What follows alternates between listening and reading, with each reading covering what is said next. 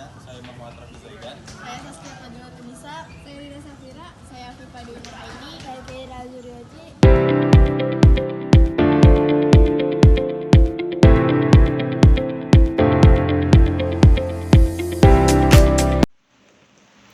Di sini saya akan menjelaskan tentang pengertian efek pemanasan global. Peristiwa kenaikan suhu rata-rata daratan, lautan, dan atmosfer bumi secara bertahap. Sejak 100 tahun lalu, suhu permukaan bumi mengalami peningkatan sekitar 0,6 derajat Celcius.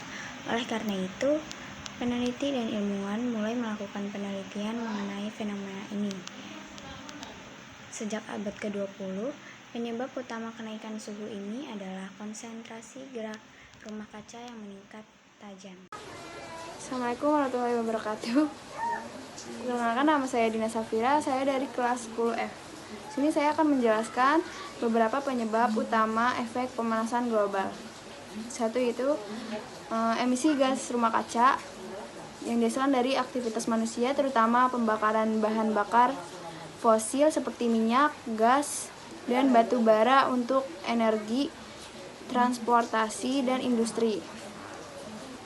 Dua itu deforestasi dan perubahan penggunaan lahan, seperti penebangan hutan secara besar-besaran mengurangi kemampuan alam untuk menyerap dan menyimpan karbon sehingga meningkatkan konsentrasi gas rumah kaca di atmosfer.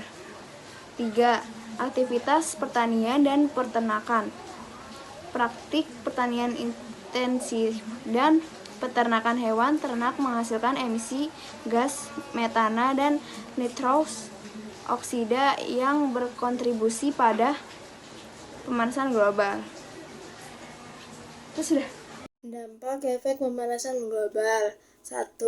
Meningkatnya temperatur bumi di beberapa wilayah dan perubahan iklim. 2. Mencairnya glasier sehingga permukaan air laut meningkat dan menyebabkan daerah pantai terendam. 3. Peningkatan suhu akan menyebabkan kepunahan spesies dan kerusakan organisme dan ekosistem. 4.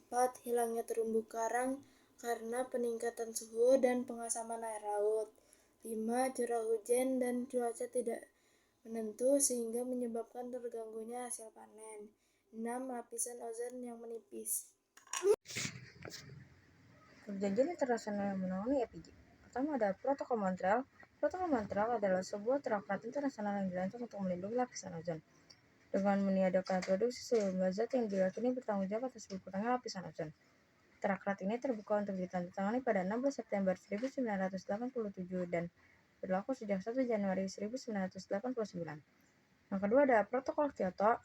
Protokol Kyoto adalah perjanjian internasional yang diadopsi pada tahun 1997 yang bertujuan untuk mengurangi emisi gas yang berkontribusi terhadap pemanasan global. Protokol tersebut menyerukan pengurangan emisi 6 gas rumah kaca di 41 negara, ditambah Uni Eropa menjadi 5,2% di bagian tingkat tahun 1990.